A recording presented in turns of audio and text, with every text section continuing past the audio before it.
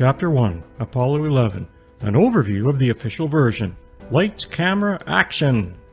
Between 1968 and 1972, the National Aeronautics and Space Administration NASA launched 11-man missions on the Saturn 1B and Saturn V rocket to low Earth orbit. 9 of these manned missions went beyond low Earth orbit using the Saturn V rocket, and 6 landed on the lunar surface, Apollo 11 being the first mission to do so. The Saturn V was a 3-stage rocket that stood 363 feet tall on the launch pad. Each stage of the rocket had a specific function. The first stage was filled with kerosene and liquid oxygen and had 7,653,845 pounds of thrust and was used to launch the Saturn V rocket to an altitude of 36.7 miles. The second stage was filled with liquid hydrogen and liquid oxygen and had 1,120,216 to 1,157,707 pounds of thrust. After the separation of the first stage, the second stage was used to boost the Apollo spacecraft to an altitude of 101.4 miles. The third stage was filled with liquid hydrogen and liquid oxygen and had 178,161 to 203,779 pounds of thrust. After the separation of the second stage, the third stage was used to insert the Apollo spacecraft into a circular Earth parking orbit. The lunar module LM was stored in the spacecraft lunar module adapter SLA located on the top of the third stage, the SIVB. Above the SIVB was the command and service module CSM. The launch escape system LES was fixed to a boost protective cover BPC. The BPC covered the command module CM to protect it from heat friction with air during the first 3 minutes of the launch and from the solid fuel rocket motors of the LES. In case of an emergency, the LES was used to pull the CM away from the Saturn V to safety for an emergency splashdown. A more in-depth look at the testing and performance aspects of the Saturn V will be discussed in Chapter 2. The Apollo 11 astronauts. Apollo 11 was NASA's 5th manned mission in the Apollo program and the 3rd manned mission which left LEO on its mission to the Moon.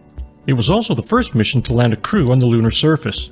The crew included Commander Neil Armstrong, command pilot Michael Collins, and lunar module pilot Edward Buzz E. Aldrin. For each of the Apollo missions, there was always a backup crew. For Apollo 11, the backup crew consisted of Commander James A. Lovell, command module pilot William A. Anders, and lunar module pilot Fred W. Hayes. Neil Armstrong started flying at the age of 14, paying about $10 for each lesson, which lasted about 1.5 hours. This today amounts to approximately $10 or more for every 5 minutes. He got his pilot's license at 16. In 1947, he was accepted for a naval scholarship and went to Purdue University in Indiana. After 18 months, the Navy sent him to Pensacola in Florida for flight training. In 1950, he flew combat missions in the Korean War. After the Korean War, he continued on for further flight training. In 1952, he resigned from the Navy and enrolled again at Purdue University. In 1960, Armstrong flew the X-15, which could reach altitudes of over 200,000 feet, which he described as akin to being in a spaceship in orbit.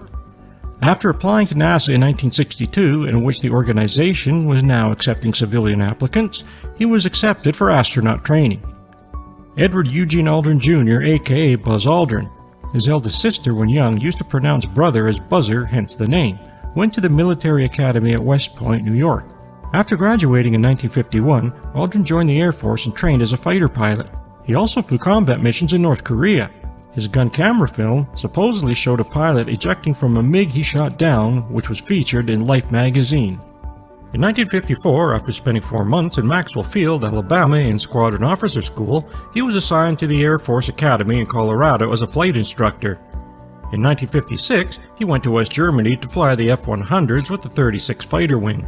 After that, he returned to the USA and gained a postgraduate degree at the Massachusetts Institute of Technology, in which he did a doctorate in astronautics. In 1963, Aldrin was accepted by NASA for astronaut training. Michael Collins. Michael Collins went to West Point, Louisiana. After graduating in 1952, he joined the Air Force and was sent to Nellis Air Force Base in Nevada for fighter training. From there, he was stationed in France at a NATO F-56 fighter squadron in 1954. After returning to the U.S. in 1957, Collins was assigned as an instructor. In 1960, Collins enrolled at the Experimental Test Pilot School, Edwards Air Force Base. He was accepted by NASA in 1963 for astronaut training. Armstrong, Collins, and Aldrin had been in the Gemini space program, and two of the backup crew members, Lovell and Anders, also had previous experience in space, most notably as crew members on Apollo 8, the first manned mission to have left low Earth orbit to circumnavigate the Moon. The responsibilities of a backup crew included taking the place of any astronaut who was unable to participate in the mission. The launch. The launch of Apollo 11 took place at 9:32 a.m. Eastern Standard Time, July 16, 1969, from NASA's Kennedy Space Center Launch Complex 39A for an 8-day mission to the Moon and back. After liftoff, the first stage of the Saturn V was jettisoned to about 40 miles in altitude. The second stage was then ignited to boost Apollo 11 to a 100-mile orbital altitude. After reaching the required altitude and the jettison of the first and second stages, the first engine burn or firing of the third stage, SIVB, would insert Apollo 11 into a 100 nautical miles circular lunar parking orbit. After 2.5 hours in Earth's orbit, the SIVB rockets would be fired again, putting Apollo 11 on a translunar insertion, TLI, for a free return trajectory for a 3-day voyage to the Moon. Theoretically, the purpose of a free return trajectory was to ensure that return to Earth in the event of a service module engine failure. A half hour after TLI, the Command Service Module CSM would separate from the SIVB, turn around, and dock with the Lunar Module LM to extract it from the spacecraft LM adapter SLA. After docking procedures, the CSM docked with the LM and would have resumed its course toward the Moon for its planned lunar orbit. At this point, Apollo 11 would be put into the Passive Thermal Control PTC mode. This was a slow roll of the spacecraft on its horizontal axis, thus stabilizing the thermal response to solar heating. This will be discussed in detail in Chapter 5. After reaching the Moon, Apollo 11 would then have been inserted into a 60 by 170 nautical mile elliptic orbit. 2 revolutions later, the orbit would have been adjusted to a near circular orbit of 54 to 66 nautical miles. Both of these lunar orbit insertion burns, LOI, would have been made using the CSM's 20,500-pound thrust engine. Lunar orbit and landing. 21 hours after entering lunar orbit, Neil Armstrong and Buzz Aldrin would have entered the LM to check the systems for a descent to the lunar surface. After separating from the CSM, the LM with Neil Armstrong and Buzz Aldrin on board would then be put into an elliptical orbit on a parasynthion or low point of 50,000 feet above the Moon. From here, the LM, using its 10,000-pound thrust engine, would have begun its descent for its touchdown on the lunar surface, with Michael Collins remaining in the CSM in lunar orbit. After touchdown on the lunar surface on July 20, 1969, the crew would have prepared the LEM for immediate ascent, and then they would have rested for several hours after depressurizing it for their extravehicular activity, EVA. Armstrong was the first to descend the LM ladder to step onto the lunar surface with his now famous quote, "One small step for man, one giant leap for mankind," although there is now some dispute as to what he actually said. However, for the purposes of this chapter, Armstrong's quote is close enough. Armstrong and Aldrin would spend a total of 22 hours on the lunar surface, with approximately 2 of those hours for EVA. Of these 2 hours, they set up a couple of scientific experiments and collected lunar samples that were brought back to Earth, as well as many photos and videos of their EVA on the Moon. After Armstrong and Aldrin completed their EVA, they then prepared to leave the lunar surface. The LM had 2 basic components, the descent stage and the ascent stage. The descent stage encompassed the landing portion of the LM along with a 10,000-pound thrust engine. The ascent stage had its own 3,500-pound thrust engine. On liftoff from the lunar surface, the ascent stage of the LM separated from the descent stage, using it as a launching pad and leaving it behind on the lunar surface. After liftoff from the lunar surface, the LM docked with the CM 3.5 hours later. Once the LM docked with the CM, all lunar samples and videos were stored on board the CM, and the LM ascent stage was jettisoned from the CM. The latter would have then moved onto its trans-Earth insertion, TEI, for its 3-day voyage back. Again, the Apollo 11 spacecraft would have been put into PTC, and 3 mid-course corrections were planned. The mid-course correction aspect of the mission will be analyzed in detail in Chapter 3. Back to Earth and splashdown. Once Apollo 11 had reached Earth, the CM would have separated from the service module and begun its re-entry procedure by positioning the aft part to enter Earth's atmosphere first.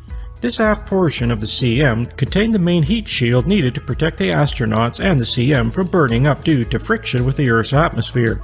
Apollo 11 would have entered Earth's atmosphere at 400,000 feet at 36,194 feet per second. The CM splashed down in the Pacific Ocean approximately 1,000 miles southwest of Honolulu at approximately 12:50 p.m. Eastern Daylight Time, July 24, 1969. All of this, of course, is according to the official records, but there are many unanswered questions and contradictions regarding the Apollo Man-Moon missions, some of which will be discussed in this book starting with the Saturn V. Chapter 2, the Saturn V Rocket. LEO, far as we go.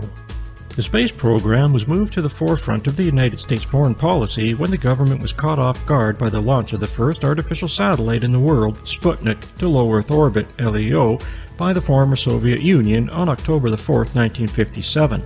This mission was followed by Sputnik 2, launched November 3, 1957, and Sputnik 3, launched May 15, 1958. In fact, when it came to the space program, unmanned or manned, the Soviets were first in almost everything. For example, they were first to have satellites in low Earth orbit, have a man-made object pass near the Moon, launch animals to low Earth orbit, launch the first man to low Earth orbit, launch a dual-man mission to low Earth orbit, launch the first woman to low Earth orbit, launch a multi-person crew of 3 to low Earth orbit, have an astronaut leave a space capsule while in low Earth orbit, land a probe on the Moon's surface and transmit from there, rendezvous and dock an unmanned spacecraft in low Earth orbit, send small animals to the Moon and back, apparently unharmed, and rendezvous and dock between 2 manned spacecraft in low Earth orbit for an exchange of crews. As is apparent, the Soviets were well ahead in the space race with their numerous accomplishments. In fact, for 30 years, from 1957 to 1987, they were first in just about everything when it came to their space program. Everything, that is, except having accomplished the first manned landing on the Moon. Today, as of 2018, theirs is the only country in the world with a working manned spacecraft capable of launching astronauts to low Earth orbit to exchange crews with the International Space Station, the ISS. These Soviet firsts prompted the American government to come up with an ambitious plan for gaining superiority over the Soviet space program. This, of course, led to President John F. Kennedy's speech to Congress in 1961 proposing to send a manned mission to the Moon and return the astronauts safely to Earth before the end of that decade. So, the American government had to achieve this monumental goal in just 8 years with technology that didn't exist at the time. Also, given the political climate during the Cold War, superiority was the goal, which meant that hubris, not a genuine drive for scientific inquiry, drove both the American and Soviet space program policies. The first man to reach space was the Soviet cosmonaut Yuri Gagarin with Vostok 1, which launched on April 12, 1961. Gagarin subsequently became the first man to orbit the Earth in 108 minutes, during which he reached an orbital altitude of 203 miles. The first American to reach space was Alan Shepard with the Mercury mission launched on May 5, 1961. Shepard's mission was a 15-minute suborbital flight reaching a height of 116 miles. Evidently, the American space program had a lot of catching up to do. After Alan Shepard's mission, John Glenn became the first American to orbit the Earth with the second Mercury missions launched February 20, 1962, almost a year after Yuri Gagarin's historic orbital mission. Glenn stayed in low Earth orbit for almost 5 hours. NASA continued with its manned Mercury space program until 1963. It was almost 2 years before the first manned launch of its second space program with the Gemini missions, which ended in 1966. The purpose of these manned missions was to learn and perfect techniques in preparation for the Apollo Moon missions. Further, as the technology evolved with these missions, so did spacecraft capacity, where the Mercury missions was a 1-man crew, Gemini missions a 2-man crew, and Apollo missions a 3-man crew.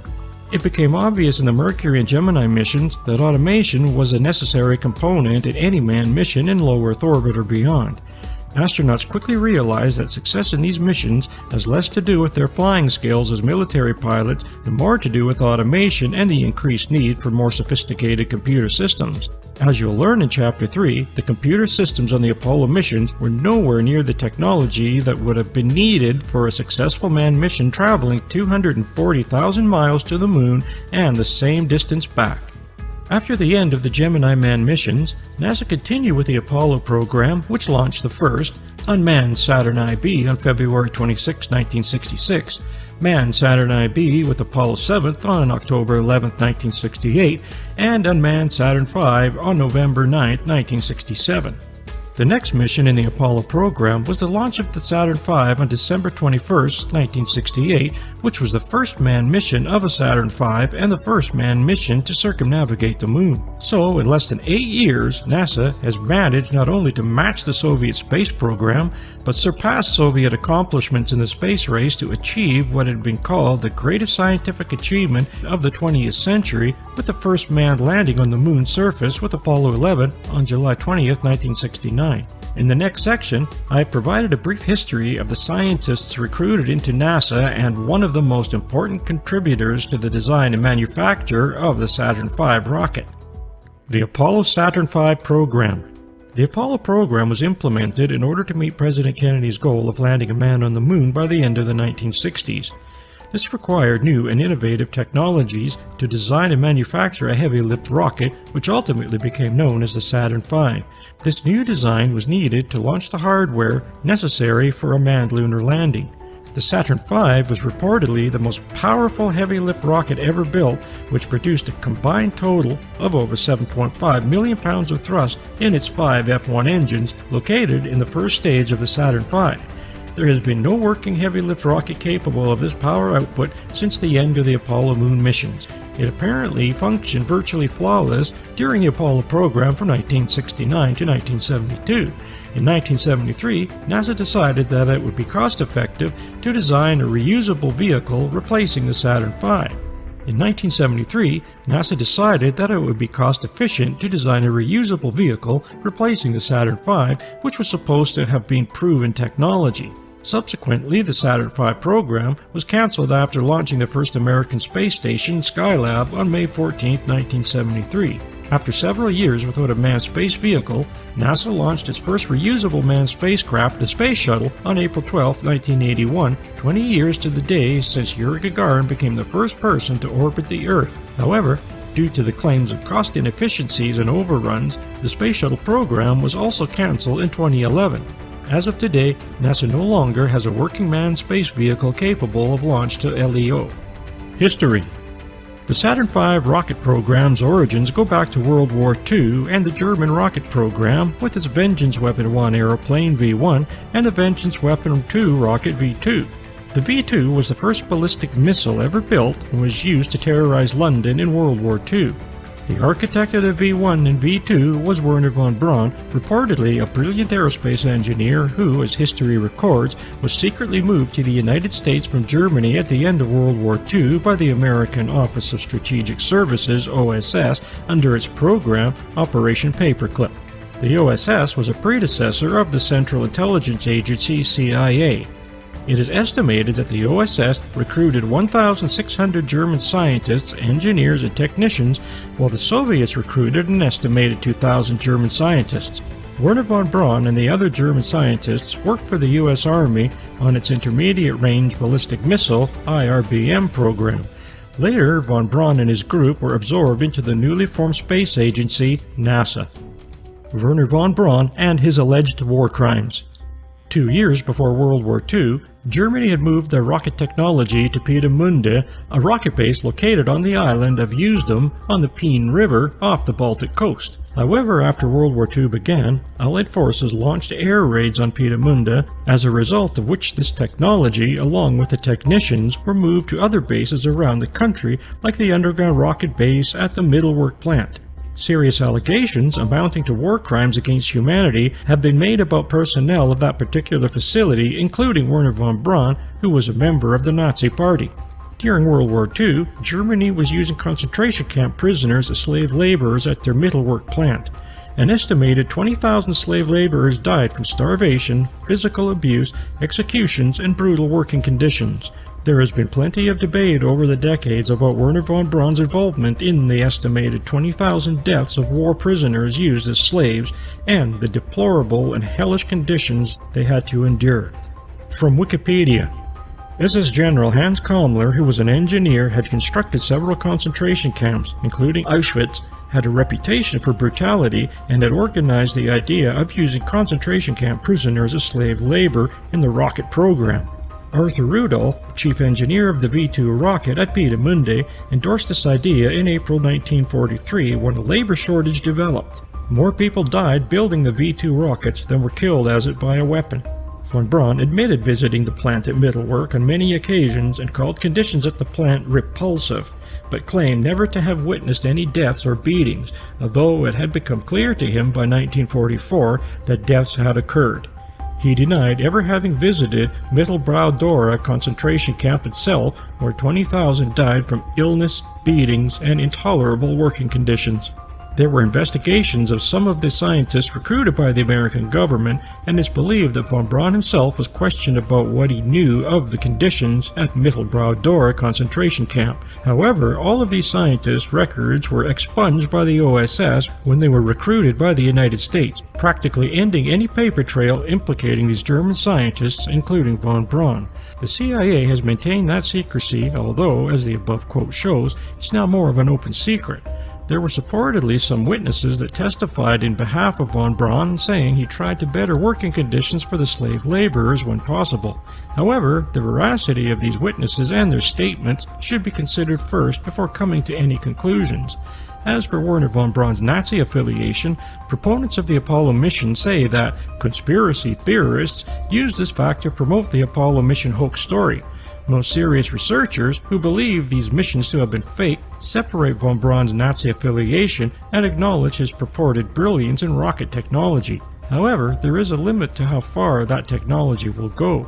Likewise, serious proponents of the Apollo missions also acknowledge von Braun's Nazi affiliation, along with his purported brilliance in rocket technology.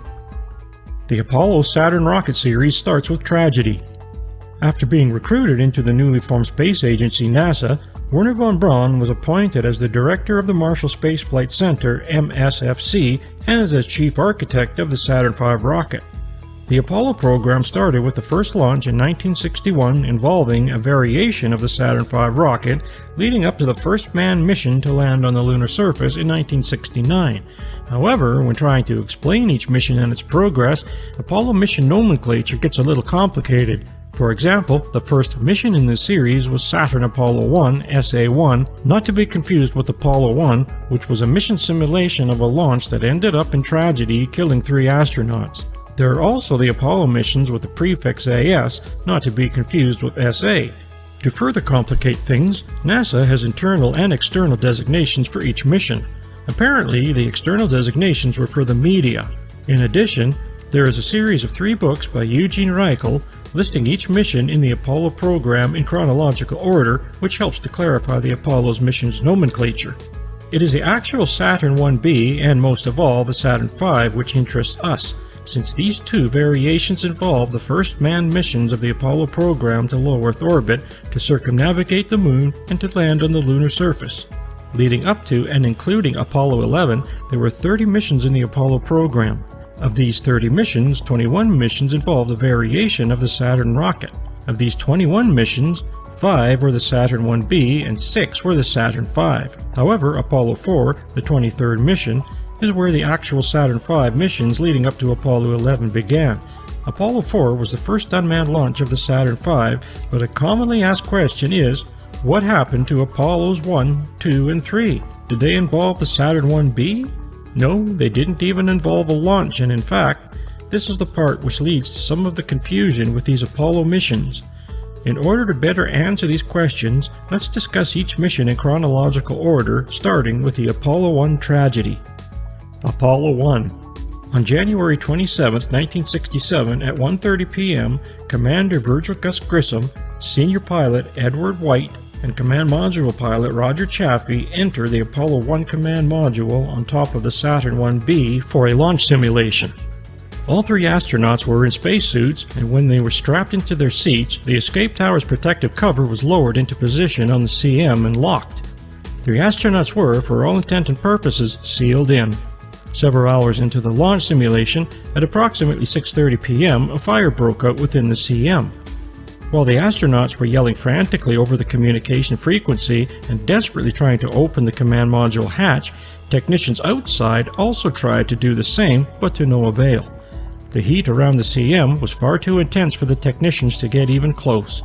By the time the technicians opened the hatch, Virgil Gus Grissom, Edward White, and Roger Chaffee had been incinerated. This launch simulation was in preparation for the first manned mission of the Saturn 1B with Grissom, White, and Chaffee. This simulation mission was then designated posthumously as Apollo 1 in honor of the lost crew. There have been lots of discussions over the decades about this tragedy, as well as some serious accusations leveled at NASA about possible foul play. One theory suggests that Gus Grissom, who more than hinted that the Apollo program was plagued with problems and that it was years away from any attempt at a manned lunar landing, needed to be silenced. However, rather than speculate on this serious allegation, let's instead look at the facts.